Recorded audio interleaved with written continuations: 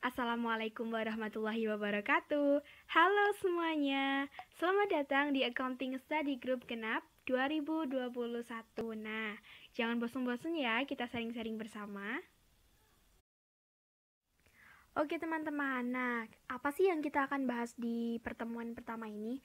Nah, yang kita bahas di pertemuan yang pertama ini yaitu tangible asset karakteristik, yang kedua cost determination, yang ketiga expenditure related to asset acquisition, dan yang keempat adalah depreciation. Yuk disimak baik-baik ya. What is tangible asset? Apa itu tangible asset? Oke teman-teman, tangible asset merupakan istilah lain dari aset berwujud. Nah, untuk aset berwujud itu adalah aset yang memiliki bentuk fisik dan nilai yang dipegang. Contohnya apa saja? Contohnya itu termasuk properti, pabrik atau gedung seperti itu, kemudian peralatan dan lain sebagainya. Aset berwujud ini terlihat dan dapat dirasakan, juga dapat dihancurkan oleh beberapa hal seperti kebakaran, bencana alam, atau kecelakaan yang lainnya. Kemudian yaitu karakteristik tangible asset apa saja sih? Yang pertama yaitu aset ini memiliki bentuk fisik yang artinya dapat dilihat, dirasakan, atau disentuh. Nah, selanjutnya aset ini dapat disusutkan selama periode waktu tertentu. Perlu diingat ya teman-teman, dari sekian banyak tangible asset yang tidak dapat disusutkan hanyalah tanah. Kemudian, aset ini memiliki nilai sisa. Apa itu nilai sisa? Nilai sisa adalah perkiraan nilai aset tetap yang akan masuk ke dalam kas jika aset tersebut dijual pada saat penarikan atau penghentian aset tersebut. Nah, kemudian mereka dapat digunakan atau aset ini dapat digunakan sebagai jaminan untuk mendapatkan pinjaman. Selanjutnya, yang terakhir yaitu aset ini dapat digunakan atau biasanya digunakan dalam operasi bisnis sehari-hari. Kemudian menentukan biaya dari tangible asset. Nah, biaya di sini yaitu biaya terdiri dari semua pengeluaran yang diperlukan untuk memperoleh aset tersebut dan membuatnya siap untuk digunakan sesuai dengan tujuannya atau sesuai dengan tujuan mengapa aset itu dibeli. Nah, kemudian secara umum perusahaan mencatat aset berwujud atau tangible asset ini pada biaya perolehannya. Selanjutnya kita akan bahas mengenai expenditure related to assets acquisitions atau mengenai pengeluaran-pengeluaran yang diperlukan untuk memperoleh suatu aset. Nah, yang pertama itu tanah. Di sini biaya yang dimaksud yaitu biaya yang diperlukan atau biaya yang dikeluarkan untuk membuat tanah tersebut siap digunakan. Biayanya apa saja? Biaya-biayanya itu meliputi harga pembelian tunai atau harga pembelian tanah tersebut. Kemudian biaya penutupan seperti biaya kepemilikan dan pengacara. Kemudian komisi broker real estate. Kemudian pajak properti yang masih harus dibayar dan hak gadai lainnya yang diterima oleh pembeli. Dan yang terakhir yaitu clearing, leveling, dan demo struktur yang ada. Nah, kemudian kita akan bahas untuk gedung sendiri. Nah, biaya di sini yang dimaksud yaitu mencakup semua biaya yang terkait langsung dengan pembelian atau konstruksi dari gedung tersebut. Biaya pembelian itu biasanya terdiri dari harga pembelian gedung, kemudian biaya penutupan seperti biaya pengacara, asuransi hak milik, dan lain sebagainya. Kemudian komisi broker real estate, kemudian biaya untuk renovasi dan mengganti atau memperbaiki atap, lantai, kabel listrik, dan pipa ledeng. Untuk biaya konstruksi sendiri biasanya seperti harga kontrak ditambah pembayaran biaya arsitek, izin bangunan, dan biaya penggalian. Kemudian kita masuk ke pengeluaran untuk beberapa aset. Di sini kita contohkan equipment atau semua hal yang bisa dicatat dalam akun equipment. Nah, di sini ini cara penghitungan biayanya itu cantumkan semua biaya yang timbul dalam memperoleh suatu peralatan tersebut dan untuk mempersiapkannya agar peralatannya bisa digunakan.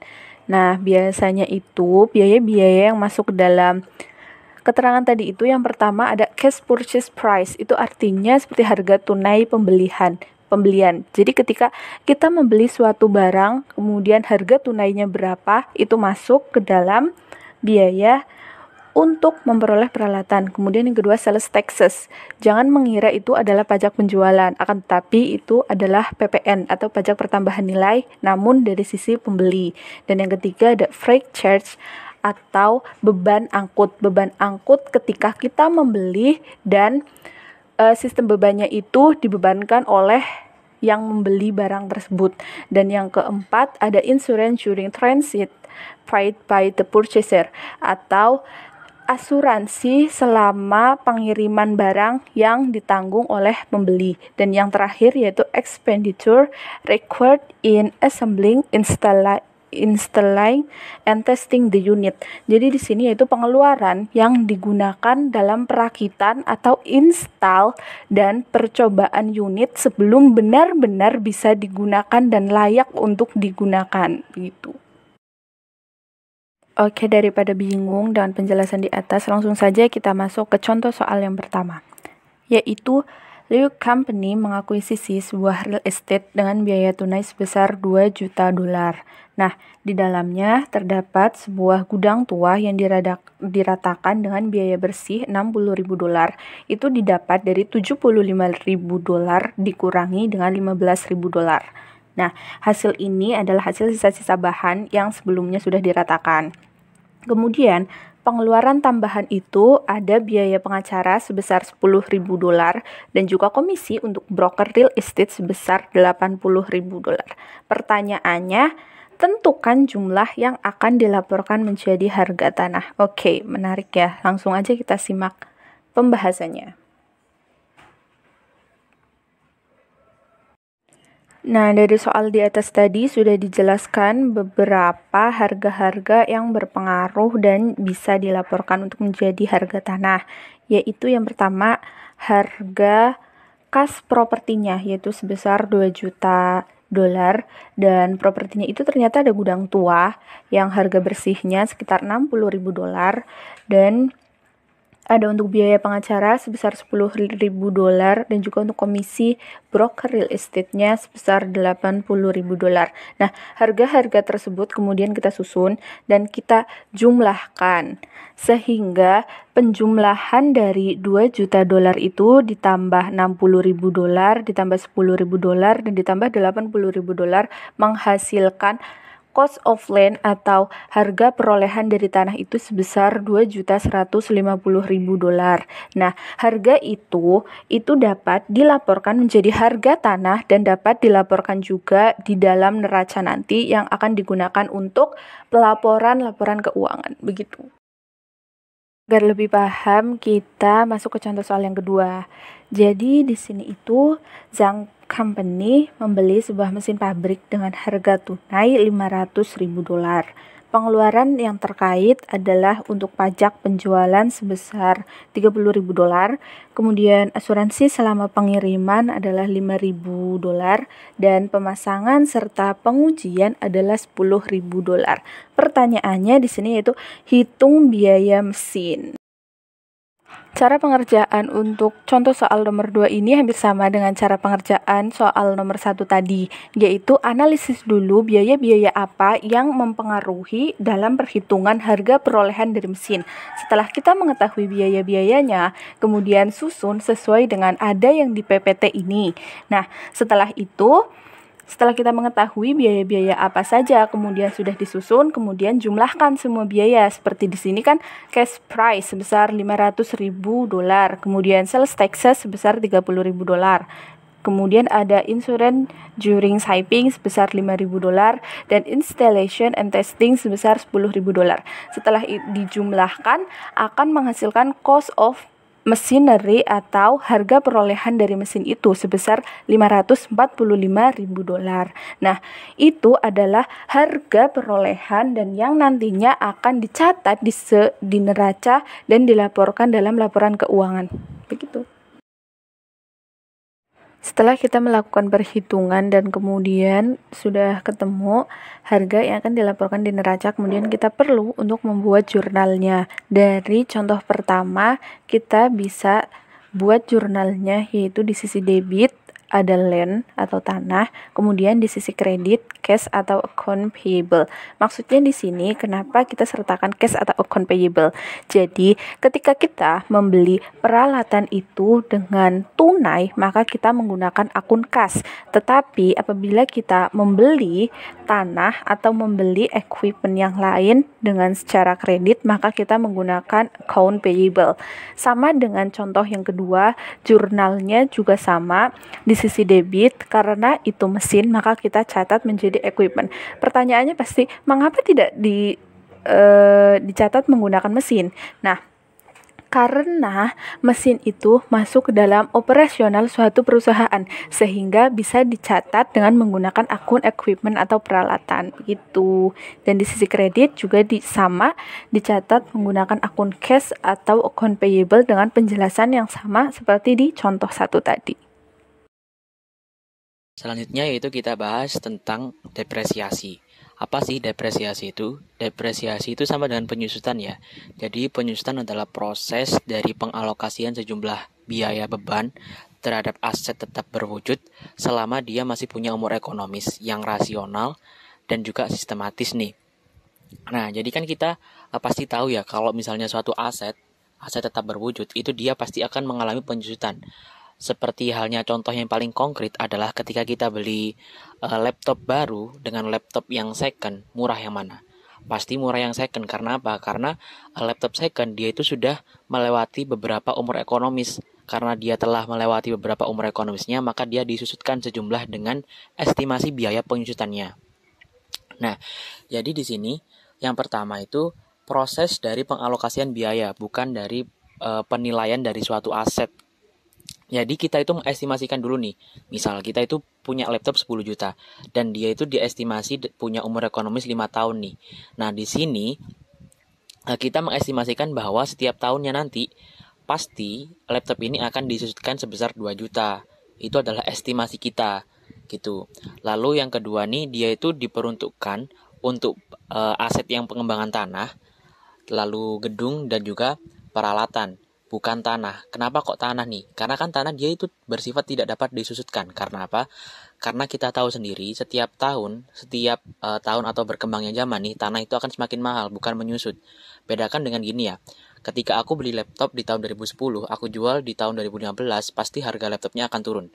Tapi bedakan dengan aku beli tanah di tahun 2010 sama aku jual tanah di tahun 2015, tanah tersebut harganya akan lebih naik, bukan menyusut. Begitu alasannya. Lalu dia itu dapat disusutkan karena nilai dari suatu aset tersebut atau kemampuan dari aset tersebut dia akan berkurang selama dia kita pakai setiap harinya.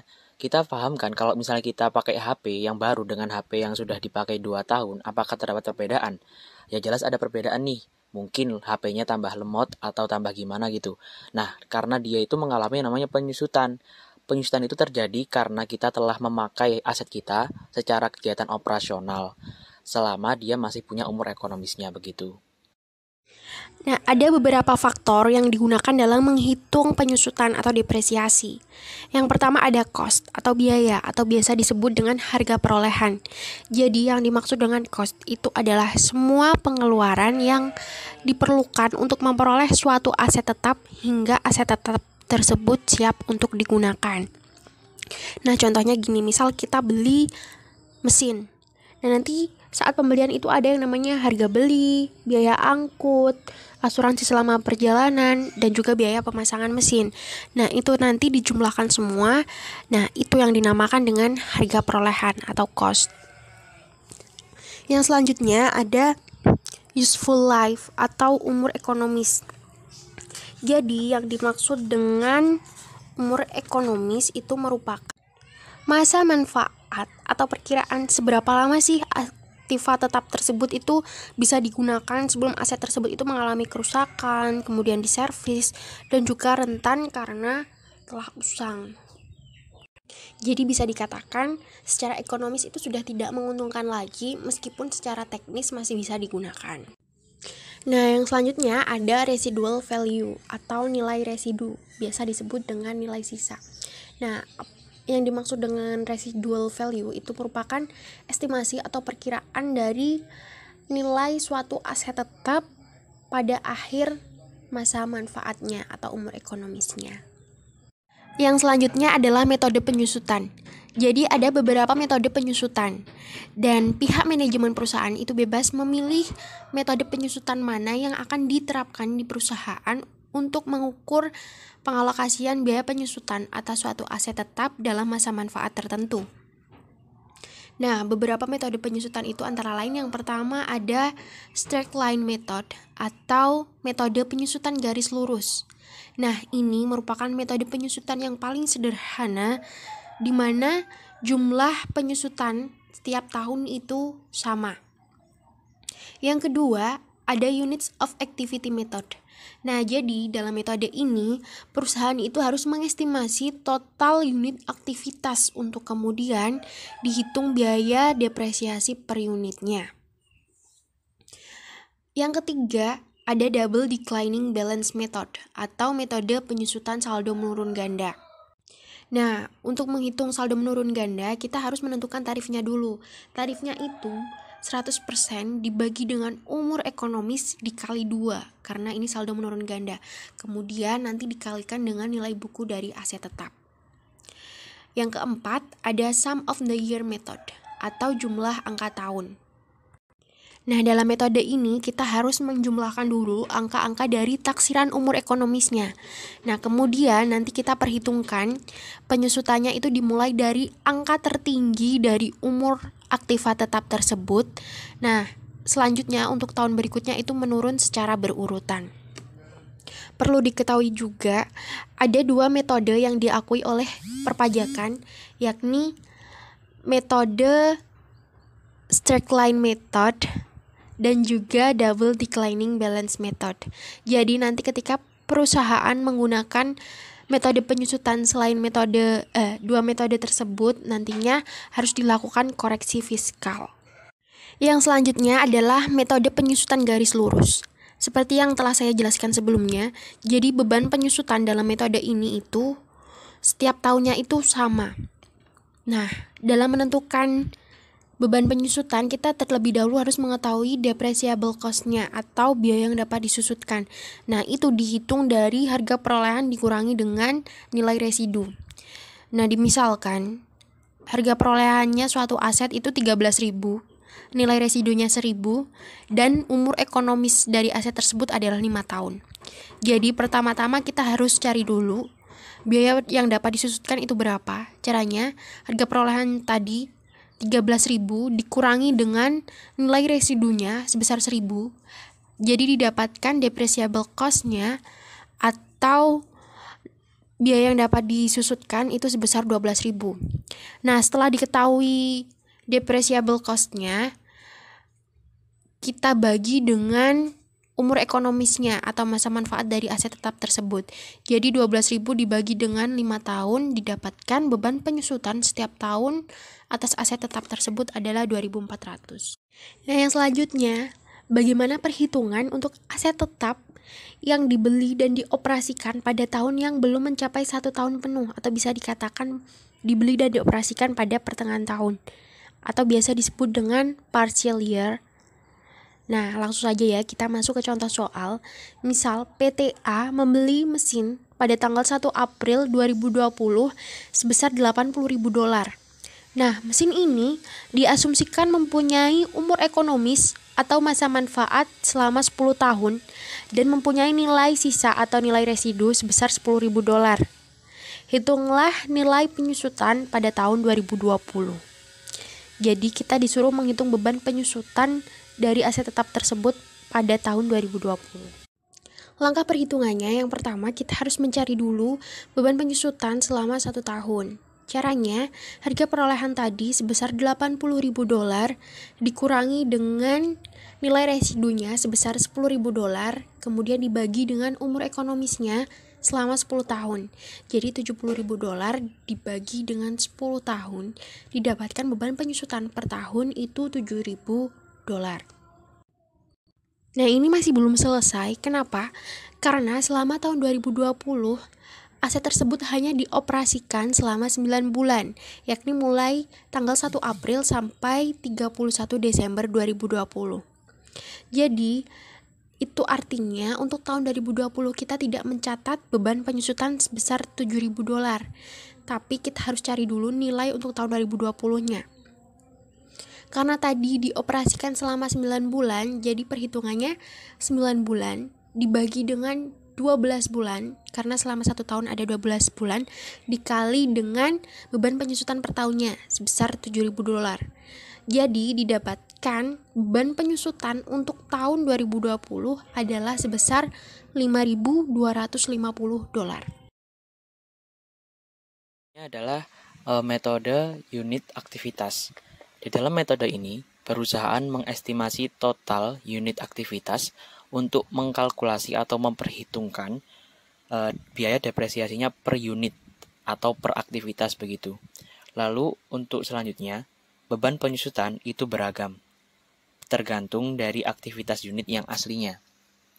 Lalu yang ketiga, biaya yang dapat didepresiasi atau yang disusutkan itu adalah biaya dikurangi dengan nilai residu. Seperti contoh, saya membeli mobil nih, seharga 12.000 euro. Nah, ketika aku beli mobil, aku itu mengestimasikan bahwa mobil tersebut bisa bertahan atau mampu berjalan sepanjang 100.000 mil. Nah, ini kan estimasiku ya. Maka di sini hargaku atau biaya yang aku susutkan yaitu 12.000 euro, aku bagi dengan estimasi perjalanannya yaitu 100.000 mils. Nah, nanti ketemu nih, yaitu biaya penyusutannya per unit atau per aktivitas, yaitu untuk 1 milnya itu adalah 0,12 euro. Nah, ternyata nih selama 1 tahun mobilku itu telah berjalan 15.000 mil. Aslinya kan ini faktanya atau unit aktivitas yang real selama 1 tahun. Nah, maka dari itu penyusutan per tahunnya adalah 15.000 mil atau aktivitas nyatanya dikali dengan biaya penyusutannya yang tadi kita hitung, yaitu 0,12 euro. Maka ketemulah biaya penyusutan per tahunnya tersebut adalah 1.800 euro. Selanjutnya adalah unit hours of works method. Jadi ini hampir sama dengan unit activity. Yang membedakan adalah kalau di sini dia pakai satuan jam nih. Kalau tadi kan kita pakai unit aktivitas, tapi kalau sekarang kita pakai jam untuk estimasi jam untuk menghitung biaya penyusutannya nih. Contohnya sih, di sini kan Stanley Coleman Fax itu dia mempunyai crane seharga $500.000 dan dia mempunyai estimasi umurnya yaitu 5 tahun. Dengan nilai residunya itu $50.000. Nah, di sini dia mengestimasikan bahwa crane tersebut bisa berjalan selama 30.000 jam. Nah, seandainya nih Stanley itu use atau menggunakan crane selama 4.000 jam setahun, ini adalah aslinya ya. Jadi perusahaan itu sudah menggunakan crane selama 4.000 jam itu dalam setahun. Jadi penyusutannya adalah kita cari dulu nih biaya per jamnya dari mana. Kita ambil dari harga perolehan dikurangi dengan nilai residu, which is $500.000 dikurangi dengan $50.000 lalu dikali dengan dibagi dengan 30.000 atau estimasi dari jamnya, nanti ketemulah biaya depresiasi per 1 jamnya. Nah, karena dia diketahui aslinya itu adalah 4.000 jam, maka kita kalikan nih biayanya per jam dikali dengan 4.000, ketemulah penyusutan per tahun pada saat itu adalah $60.000. Double declining method. Di metode ini namanya saja kan double ya. Jadi di sini dia itu bertujuan untuk atau bisa dibilang sebagai metode percepatan atau accelerate method. Yang kedua, di dalam double declining method ini dia itu mengurangi biaya penyusutan tahunan selama aset itu berguna. Lalu yang kedua, metode ini dia itu 2 kalinya dari metode garis lurus. Lalu, yang keempat, tarif itu nanti diterapkan atau dihitung dari nilai buku. Jadi nanti di double declining method kita harus mencari dulu nih 2 kalinya tarif dari garis lurus. Nah, nanti tarifnya itu nanti dikalikan dengan nilai buku. Nah, nilai buku itu apa sih? Nilai buku adalah harga perolehan dikurangi dengan akumulasi penyusutan. Contoh ya, di sini kan ada book value atau nilai bukunya di awal tahun adalah 13.000 euro. Nah, setelah dihitung nih tarifnya itu ketemu 40%. Maka di sini 13.000 euro aku kalikan dengan 40% langsung. Jadi untuk penyusutan per tahunnya adalah 5.200 euro. Nah, untuk slide selanjutnya itu akan dijelaskan mengenai bagaimana cara mencari rate atau tarif untuk metode double declining method. How to get the declining rate?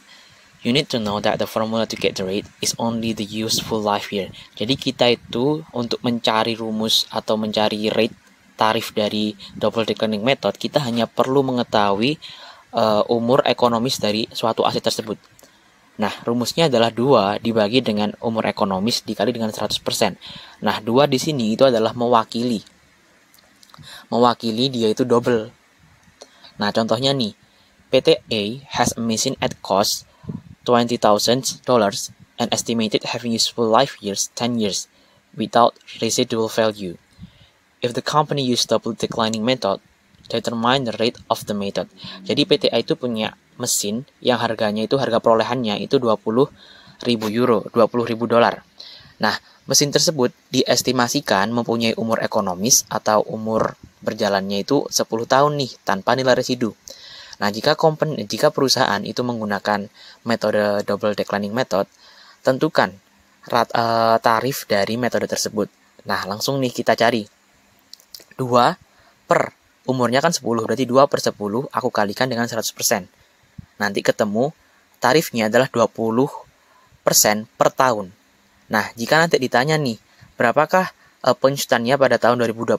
Misalkan ini tadi PTA belinya di tahun 2020 ya, awal Januari.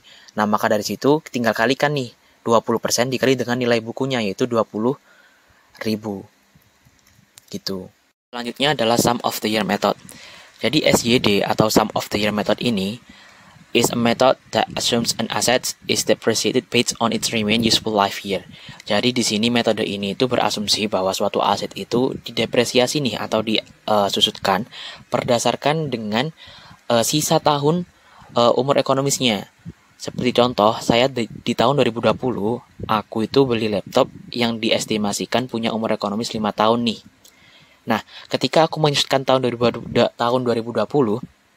itu nantinya aku akan memakai estimasi 5 tahun nih, karena kan di tahun 2020 laptopku masih berumur 5 tahun. Nah, lalu nanti di tahun 2021 itu akan pakai 4 tahun aku. 2022 tersisa 3 tahun kan, maka nanti aku kalikan dengan 3 tahunnya itu. Jadi dia itu berdasarkan dengan sisa tahunnya gitu. Nah, ini adalah contoh logical way atau cara logikanya. PTA itu membeli sebuah mesin di tahun 2020 dan diestimasikan mempunyai 5 tahun umur ekonomis nih. Di dalam SYD method, dia itu diasumsikan bahwa di tahun 2020 mesin tersebut masih mempunyai umur 5 tahun. Nah, di tahun 2021 itu nanti mesinnya akan berkurang umur ekonomisnya menjadi 4 tahun. Karena kan sudah kita pakai 1 tahun kan di tahun 2020. Nah, lalu nanti di tahun 2022 itu mesin punya nilai sisa atau punya umur sisa 3 tahun. Karena kan sudah kita gunakan 2 tahun. Dan seterusnya begitu. How to get the sum of the year?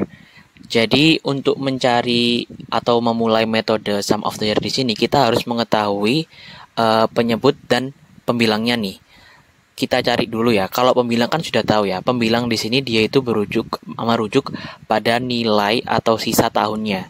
Jadi kayak nanti nih di tahun 2020 kita pakai pembilang 5, di tahun 2021 kita pakai pembilang 4. Nah, lalu selanjutnya kita cari penyebutnya. Ada 2 cara nih untuk mencari penyebut. Yang pertama, namanya saja kan sum of the year ya. Berarti kita itu menjumlahkan umur ekonomisnya, yaitu 5 ditambah 4 ditambah 3, ditambah 2, ditambah 1. Maka penyebutnya itu menjadi 15. Itu adalah cara yang panjang. Di sini saya kan pakai contoh yang 5 tahun ya. Jadi ini terbilang cepat. Tapi bagaimana kalau misalnya nanti ada aset yang berumur 20 tahun. Jadi kita kan akan waste time karena kita harus menghitung 20 tambah 19 tambah 18 sampai dengan tambah 1. Nah, ada nih rumus atau formula yang lebih cepat, yaitu pakai N dikali dengan N plus 1 dibagi dengan 2, di mana N di sini merujuk pada umur ekonomisnya nih. Jadi tadi kan kita pakai 5 ya. Maka di sini kita masukkan saja 5 dikali dengan 5 plus 1, yang dikurung itu harus dikerjakan dulu kan ya. Nanti dibagi dengan 2 nih. 2 itu adalah angka paten. Jadi nanti 5 dikali 6 dibagi 2 sama dengan 15. Itu adalah contoh dari cara memperoleh sum of the year atau penyebutnya. Jadi nanti perhitungannya adalah pembilangnya itu adalah 5 per penyebutnya 15 di tahun 2020 kan ya masih 5, berarti 5 per 15 dikali dengan cost-nya atau harga perolehannya. Begitu.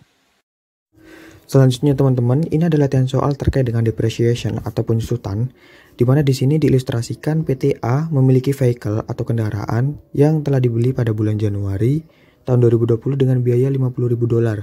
Ini sudah termasuk dengan biaya-biaya lain dalam mengakuisisi aset tersebut. Kendaraan ini diestimasikan memiliki umur ekonomis selama 4 tahun dan memiliki nilai sisa atau nilai residual sebesar $10.000. Tentukan berapa besaran beban penyusutan selama tahun 2020 dengan menggunakan 1. Metode garis lurus atau straight line method, 2. Menggunakan metode menurun ganda atau double declining method, dan yang ketiga ada sum of the year method atau biasa disebut dengan metode jumlah angka tahun. Oke, yang pertama ini ada straight line method atau biasa kita sebut sebagai metode garis lurus. Dalam metode penyusutan garis lurus, beban penyusutan untuk tiap tahunnya ini akan mengalami keadaan konstan tetap, di mana nilainya akan selalu sama di tiap tahunnya. Metode ini lebih menekankan pada aspek waktu atau umur ekonomis daripada kegunaan pada aset tersebut. Metode penyusutan ini lebih banyak digunakan dalam perusahaan-perusahaan di luar sana karena dianggap pengaplikasiannya itu lebih mudah daripada metode yang lainnya. Nah, bagaimana sih untuk perhitungan straight line method ini? Rumusnya adalah harga perolehan dikurangi dengan nilai sisa atau nilai residu, kemudian dibagi dengan umur ekonomis. Nah, kemudian tinggal kita masukkan data-data yang telah kita peroleh, yaitu harga perolehannya diketahui $50.000, kemudian dikurangi dengan nilai sisa atau nilai residu sebesar $10.000, kemudian dibagi dengan umur ekonomisnya, yaitu selama 4 tahun. Nanti diketahui totalnya adalah $10.000. Nah, kemudian bagaimana sih untuk mencatat penyusutan selama 1 tahun ini? Yaitu rumusnya adalah depreciation expense pada accumulation depreciation. Jadi untuk beban penyusutannya dicatat di debit sebesar $10.000, kemudian untuk di kreditnya adalah akumulasi depresiasi sebesar $10.000. Yang kedua ada double declining method atau bisa kita sebut sebagai metode menurun ganda.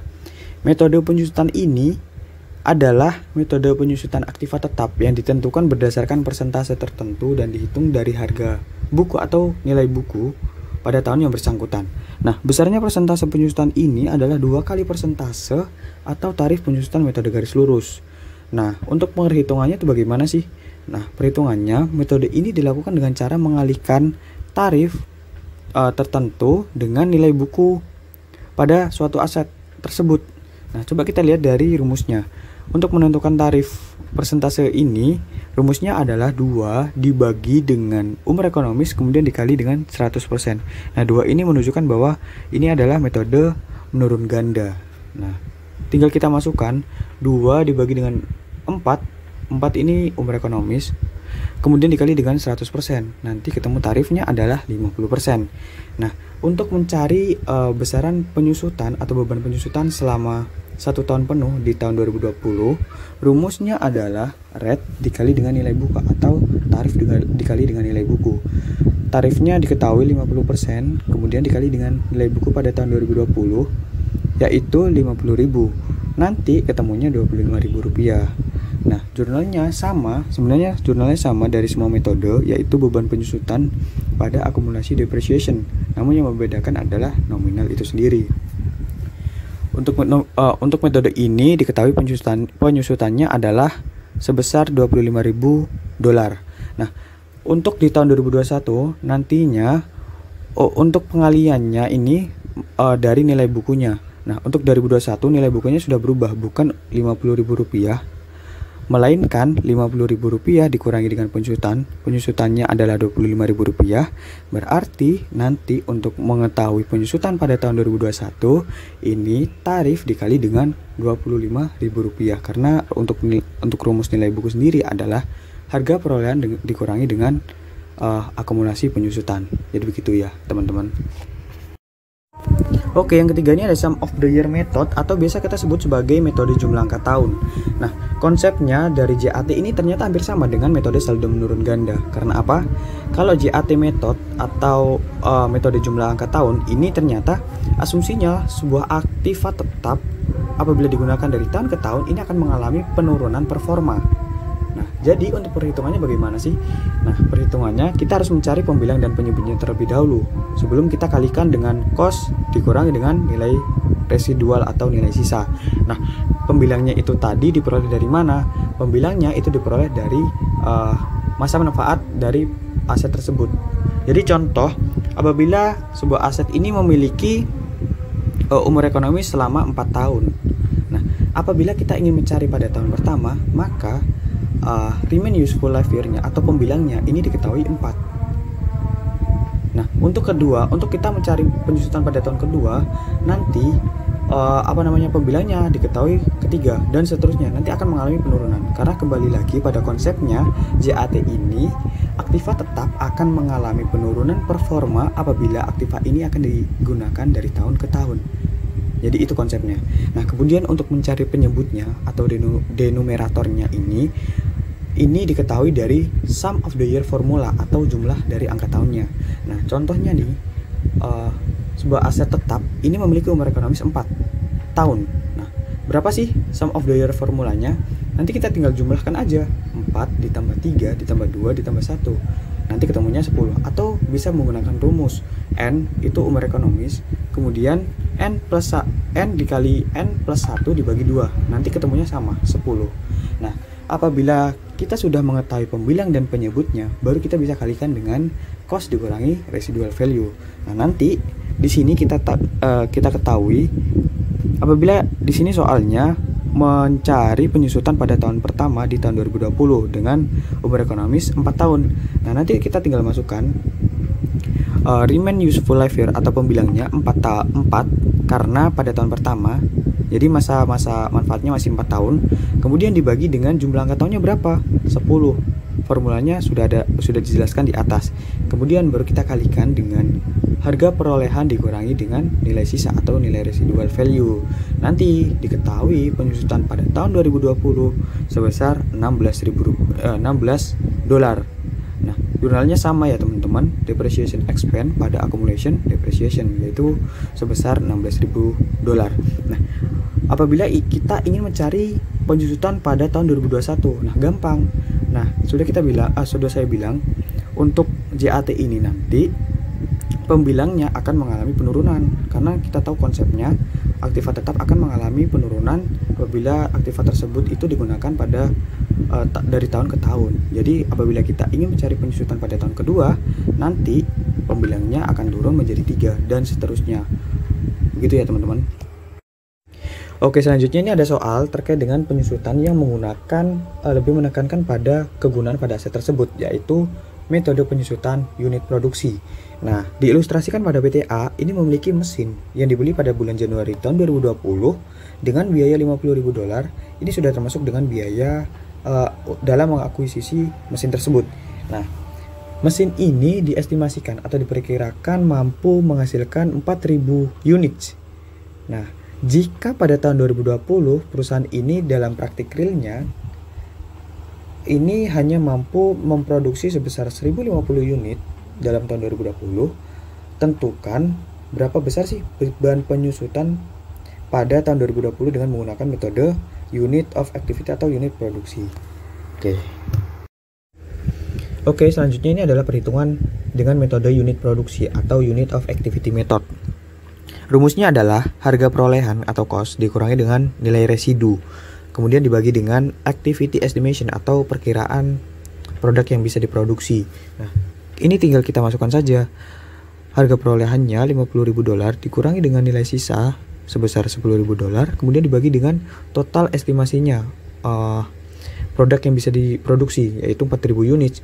Nah, nanti baru ketemu biaya depresiasi per unitnya, yaitu $10 per unit. Nah, bagaimana sih untuk mencari penyusutannya dalam tahun 2020?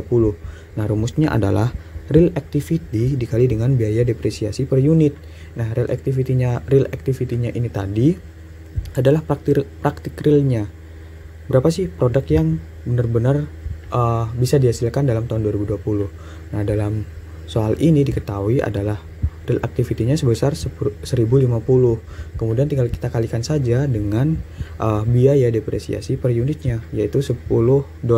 Nanti hasilnya adalah $10.500.